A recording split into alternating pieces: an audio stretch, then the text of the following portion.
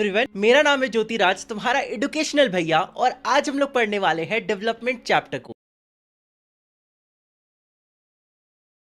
है और इसे हम बहुत ही इंटरेस्टिंग तरीके से पढ़ेंगे। उससे पहले अगर तुमने मुझे इंस्टाग्राम में फॉलो नहीं करा है तो कर लो, और टेलीग्राम का लिंक भी डिस्क्रिप्शन में गिवन है जहां पर इस पूरे चैप्टर की नोट्स तुम्हें देखने को मिले। चलो स्टार्ट करते हैं डेवलपमेंट चैप्टर को। और हाँ, सब्सक्राइब कर लेना क्योंकि पूरे 10th में मैं तुम्हें इंग्लिश और सोशल साइंस अच्छे से समझाने वाला। और इस वीडियो को मैं अपने फ्रेंड सुधांशु के साथ मिलकर पढ़ा रहा हूँ। तो चलो वीडियो को स्टार्ट करते हैं। तो तुम्हारे मन में सबसे पहला सवाल आएगा कि डेवलपमेंट होता क्या है। तो किसी भी चीज को बेहतर बनाने को डेवलपमेंट बोलते हैं। अब देखो, इस दुनिया में हर किसी के लिए ये जो डेवलपमेंट वर्ड है ना, ये अलग होता है। फॉर एग्जाम्पल, जो वर्कर्स हैं जो डेली वेजेस में काम करते हैं, मतलब दिहाड़ी में काम करते हैं, उनके लिए डेवलपमेंट क्या होगा? उनके लिए डेवलपमेंट यही होगा कि उनके वेजेस को, उनके इनकम को बढ़ा दिया जाए। सपोज अभी उनको दिन का 400 या 500 मिल रहा है, अगर उसे हम बढ़ा के 600-700 कर दे तो वो उन लेबर्स के लिए, मतलब मजदूरों के लिए डेवलपमेंट हो जाएगा। वही जो फार्मर्स है उनके लिए डेवलपमेंट होता है कि उनके जो क्रॉप्स हैं जो वो उगा रहे हैं उनका उन्हें अच्छा वैल्यू मिल जाए, मतलब कि उनके क्रॉप्स का उन्हें हाई वैल्यू मिल जाए, ज्यादा पैसे मिल जाए। वही तुम देखोगे कि आजकल के लॉन्डो का डेवलपमेंट है कि उन्हें अच्छा सा स्पोर्ट्स बाइक मिल जाए और वो मस्त शहर में घूम के छपरी गिरी करे। वहीं कुछ लड़कियों के लिए डेवलपमेंट है कि वो अच्छी डांसर बन जाए। अब देखो, मैं स्टीरियोटाइप नहीं कर रहा, ये सब एग्जांपल तुम्हारे बुक में ही देखने को मिलेंगे। तुम अगर तुम्हें और अच्छे एग्जांपल से बताऊं तो मेरी मम्मी के लिए डेवलपमेंट ये होगा कि मैं अच्छे से गवर्नमेंट जॉब कर लूं और एक अच्छी सी लड़की से शादी कर लूं। लेकिन वही मेरे लिए डेवलपमेंट ये होगा कि जल्दी से मेरा 1 मिलियन हो जाए और मेरा गोल्डन प्ले बटन मेरे पास आ जाए, जो तुम लोगों की वजह से नहीं हो रहा है। तो जल्दी से सब्सक्राइब कर लो। आई होप सो इतने एग्जांपल्स क्लियर होंगे।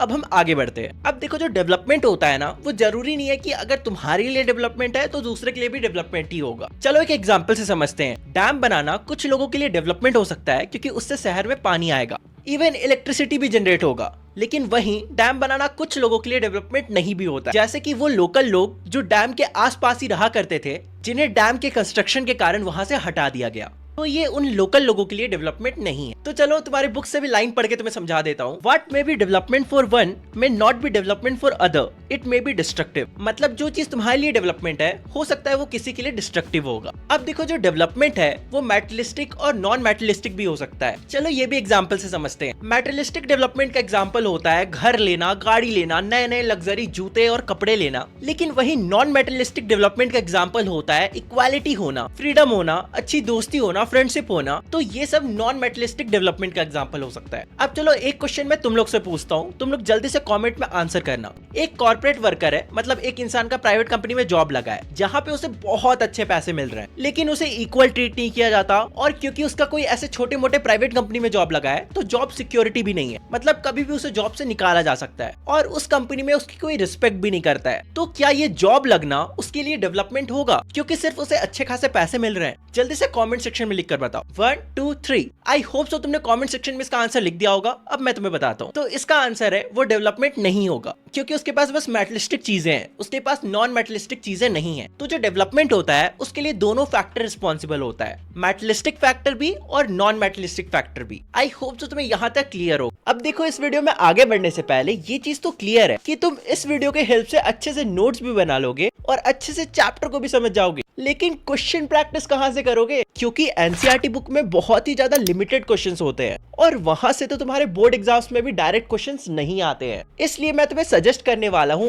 Oswal question bank books. और ये जो बुक है ना, ये 100% अपडेटेड लेटेस्ट सिलेबस के हिसाब से है। और इसके साथ साथ इस बुक में तुम्हें बोर्ड्स के फुल्ली सॉल्व क्वेश्चन पेपर भी देखने को मिल जाएंगे। इस पूरे बुक में 2000 से भी ज्यादा इंपॉर्टेंट क्वेश्चंस हैं और तुम खुद से बिल्कुल किसी बोर्ड के एग्जामिनर की तरह अपने आंसर्स को चेक भी कर सकते हो, क्योंकि इसमें सारे क्वेश्चंस के आंसर भी गिवन है, वो भी बोर्ड मार्किंग स्कीम के अकॉर्डिंग। और तुम्हें ये तो पता ही होगा कि ओसवाल के बुक्स में तुम्हें कुछ एक्सक्लूसिव चीजें देखने को मिलती है, जैसे कि रिवीजन नोट्स, माइंड मैप्स और मेमोनिक्स। इस पूरे बुक में क्वेश्चंस के अलावा 500 से भी ज्यादा कॉन्सेप्ट्स को अच्छे से समझाया गया है। एंड ट्रस्ट मी, मैंने अपने एग्जाम्स के टाइम में भी ओसवाल बुक्स को ही प्रेफर किया था। लिंक डिस्क्रिप्शन में गिवन है, अगर चाहो तो जाके परचेज कर सकते हो। यहाँ तक तुम लोगों ने समझा कि डेवलपमेंट क्या होता है और हमने बेसिकली समझा कि एक इंडिविजुअल के लिए डेवलपमेंट का क्या मतलब होता है। अब हम जानेंगे नेशनल डेवलपमेंट के बारे में, यानी कि देश के विकास के बारे में।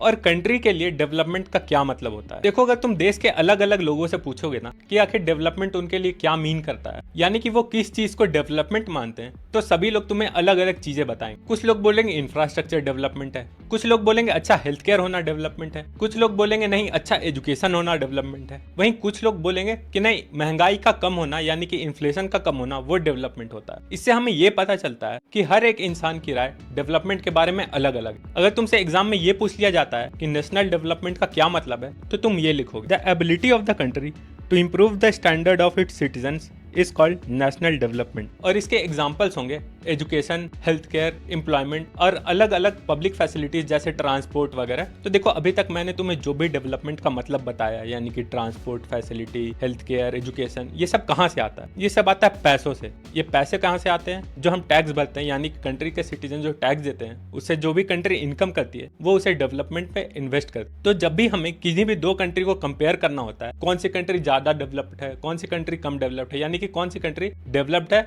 और कौन सी कंट्री अंडर डेवलप्ड है, तो उसमें जो सबसे पहला फैक्टर होता है वो होता है पैसा, यानी कि इनकम। तो हम डायरेक्टली कंपेयर नहीं कर सकते क्योंकि हर कंट्री का पॉपुलेशन अलग अलग होता है, तो उस हिसाब से उसका इनकम भी बढ़ते या घटते रहता है। तो इसके बजाय हम यूज करते हैं एवरेज इनकम का, जिसे हम पर कैपिटा इनकम भी बोलते हैं। तो अब हम जानते हैं कि आखिर पर कैपिटा इनकम को कैलकुलेट कैसे किया जाता है। तो देखो, कंट्री के पर कैपिटा इनकम को कैलकुलेट करने के लिए कंट्री का जो टोटल इनकम है, यानी कि सारे लोगों को मिला के जो भी कंट्री में इनकम हो रहा है, उसको अगर हम कंट्री के पॉपुलेशन से डिवाइड कर देते हैं तो हमारा पर कैपिटा इनकम निकल के आ जाता है। इसे हम एक एग्जांपल के मदद से समझने की कोशिश करते हैं। एग्जांपल ले लेते हैं, एकदम छोटा सा कंट्री है जिसमें सिर्फ 4 ही लोग रहते हैं और उनका अलग अलग इनकम है। किसका इनकम 5 रुपया है, किसी का इनकम 3 रुपया है, किसी का इनकम 4 रुपया है, किसी का इनकम 8 रुपया है। तो अब हम इनका पर कैपिटा इनकम कैसे निकालें? तो देखो, पहला इनका जो भी इनकम है इन सबको ऐड करेंगे। हर एक व्यक्ति का जो इंडिविजुअल इनकम है उसको हम ऐड कर देंगे। तो हमारे एग्जाम्पल में ये निकल के आ जाता है 20 और उसे हम डिवाइड करेंगे पॉपुलेशन से, यानी कि हमारे पास कितने लोग हैं। हमारे पास यहाँ पे 4 लोग हैं तो हम इसे डिवाइड करेंगे 4 से, तो हमारा जो पर कैपिटा इनकम निकल के आ जाएगा वो होगा 5 रुपीज। तो यहाँ तक तुम लोगों को ये समझ में आ गया होगा कि पर कैपिटा इनकम होता क्या है और किस तरह से हम इसका यूज करके किसी भी दो कंट्री को कंपेयर कर सकते हैं। तो बढ़ते हैं अब अगले टॉपिक पे। तो जो वर्ल्ड बैंक है ना, वो हर साल एक रिपोर्ट प्रेजेंट करता है दुनिया के सामने, जो ये क्राइटेरिया सेट करता है कि कितने इनकम के ऊपर वाले लोग अमीर होंगे, यानी कि रिच कंट्रीज में काउंट होंगे, और कितने इनकम के नीचे वाले लोग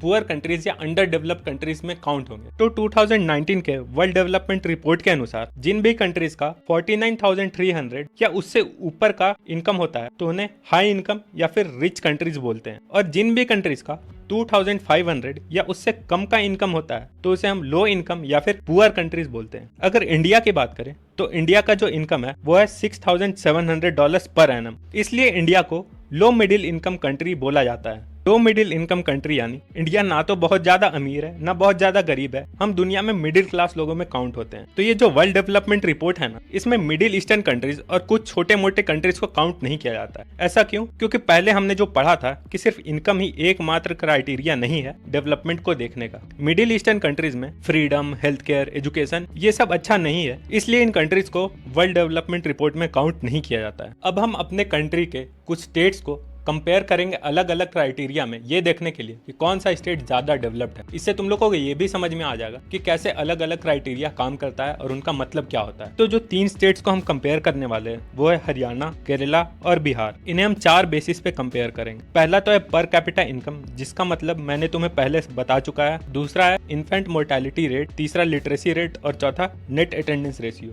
बाकी क्राइटेरिया को हम एक एक करके समझेंगे। तो शुरू करते हैं पर कैपिटा इनकम से। तो जो हरियाणा का पर कैपिटा इनकम है वो है 2,36,147, जो कि इन तीनों स्टेट्स में सबसे ज्यादा है। केरला का जो पर कैपिटा इनकम है वो है 2,04,105 और बिहार का जो पर कैपिटा इनकम है वो है 40,982। अब हम जानते हैं इन्फेंट मोर्टेलिटी रेट किसे कहते हैं। तो जब भी 1000 बच्चों का जन्म होता है तो उनमें से कितने बच्चों का 1 साल की उम्र को भी कंप्लीट करने से पहले डेथ हो जाता है खराब हेल्थ केयर सिस्टम होने के कारण, उसे हम इन्फेंट मोर्टेलिटी रेट कहते हैं। हरियाणा का जो इन्फेंट मोर्टेलिटी रेट है वो 30 है, यानी कि हरियाणा में जब 1000 बच्चे जन्म लेते हैं तो उनमें से 30 का डेथ हो जाता है खराब हेल्थ केयर सिस्टम होने के कारण। वहीं केरला का जो इन्फेंट मोर्टेलिटी रेट है वो है 7, जो कि बहुत अच्छा है और तीनों स्टेट्स में सबसे बेटर है। बिहार का जो इन्फेंट मोर्टेलिटी रेट है वो 32, जो कि हाईएस्ट है। अब हम बढ़ते हैं अपने अगले क्राइटेरिया की तरफ, जो है लिटरेसी रेट। तो लिटरेसी रेट परसेंटेज होता है उन लोगों का जो पढ़े लिखे हैं और वो 7 साल के ऊपर की एज के हैं। हरियाणा का जो लिटरेसी रेट है वो है 82, यानी कि हर 100 में से 82 लोग पढ़े लिखे हैं और वो 7 साल के ऊपर के हैं। वहीं केरला का लिटरेसी रेट कंट्री में सबसे हाईएस्ट है, जो कि है 94%, और बिहार का लिटरेसी रेट है 62%। अब बात करें अपने अगले और आखिरी क्राइटेरिया के बारे में, जो कि है नेट अटेंडेंस रेशियो। तो नेट अटेंडेंस रेशियो का क्या मतलब होता है? जो स्कूल जाने वाले बच्चे हैं 14 से 15 साल के, उनमें से कितने लोग रेगुलरली स्कूल जा रहे हैं, से हम नेट अटेंडेंस रेशियो बोलते हैं। हरियाणा का नेट अटेंडेंस रेशियो 61 है, केरला का 83 है, जो कि हाईएस्ट है, और वहीं बिहार का नेट अटेंडेंस रेशियो है 43। इस डेटा और इस टेबल को देखने के बाद हमें ये समझ में आता है पर कैपिटा इनकम को छोड़ के केरला जो है वो बाकी सारी क्राइटेरिया में टॉप पे आता है और वो बाकी सारे स्टेट से बेटर डेवलप्ड है। वहीं हरियाणा के पास हाईएस्ट पर कैपिटा इनकम तो है, पर बाकी बेसिस में वो बहुत ही पुअर परफॉर्म करता है। वहीं बिहार किसी भी चीज में बेटर नहीं है, तो उन्हें काफी इंप्रूवमेंट करने की जरूरत है। Money in your pocket can not buy all the goods and services that you may need to live well, यानी कि तुम्हारे पॉकेट में जो पैसा है वो हर चीज नहीं खरीद सकता है। यानी कि तुम अपने पैसों से घर, गाड़ी, कपड़ा ये सब तो खरीद सकते हो, पर क्या तुम पैसों से एक अच्छा क्लीन इन्वायरमेंट खरीद सकते हो? तुम्हें पॉल्यूशन के कारण एलर्जी हो सकती है, तो क्या तुम उसे पैसों की मदद से रोक सकते हो? नहीं ना। तो इससे हमें ये पता चलता है कि पैसों से हर चीज नहीं खरीदा जा सकता। अब देखो, अगर तुम पिछले वाले चार्ट में नजर डालोगे तो देखोगे कि केरला का इन्फेंट मोर्टेलिटी रेट बहुत ज्यादा लो है, इवन दो केरला का जो पर कैपिटा इनकम है वो भी कम है। तो आखिर केरला इतना सब कुछ मैनेज कैसे कर ले रहा है? लो पर कैपिटा इनकम होने के बावजूद केरला का इन्फेंट मोर्टेलिटी रेट इतना बेटर कैसे है? तो इसके 3 रीजंस है। पहला, केरला में बहुत सारे क्लिनिक्स और हॉस्पिटल्स बनाए गए हैं। दूसरा, केरला में बहुत अच्छी तरह से पीडीएस सिस्टम को रेगुलेट किया जाता है। पीडीएस सिस्टम का मतलब होता है पब्लिक डिस्ट्रीब्यूशन सिस्टम। अगर इसका एग्जांपल दे तो तुमने देखा ही होगा कि बहुत सारे लोगों को फ्री में राशन दिया जाता है, स्पेशली जो लोग गरीब होते हैं और पॉवर्टी लाइन के नीचे आते हैं। तो यही पीडीएस सिस्टम केरला में बहुत अच्छे से मैनेज किया गया है। और फिर तीसरा और आखिरी पॉइंट है कि केरला में बहुत सारे स्कूल और कॉलेजेस बनाए गए एंड इन सब रीजंस के कारण ही केरला का इन्फेंट मोर्टेलिटी रेट बहुत ज्यादा लो है, पर कैपिटल लो होने के बावजूद। अब हमारा अगला टॉपिक है बीएमआई, मतलब कि बॉडी मास इंडेक्स। बीएमआई हम ये जानने के लिए मेजर करते हैं कि हम मोटे हैं कि पतले हैं या फिर बहुत ज्यादा पतले हैं। लेकिन अब बात आता है कि हम बीएमआई को मेजर कैसे करते हैं। बहुत ही सिंपल है। सबसे पहले अपना वेट डालना है और डिवाइड कर देना है अपने हाइट से, और जो तुम्हारा वेट होगा वो केजी में होगा और जो तुम्हारा हाइट होगा वो मीटर स्क्वायर में होगा। और जो तुम्हारा फाइनल रिजल्ट निकलेगा, अगर वो 18 से कम हुआ मतलब तुम अंडर वेट हो, अगर वो 18 से 25 के बीच में हुआ मतलब तुम नॉर्मल हो, ना ज्यादा मोटे हो ना ज्यादा पतले हो, और अगर वो 25 से ज्यादा हुआ इसका मतलब तुम ओवर वेट हो। तो तुम्हें समझ में आ गया, बस वेट बाई हाइट कर देना है। चलो अब एक एग्जांपल ले लेते हैं।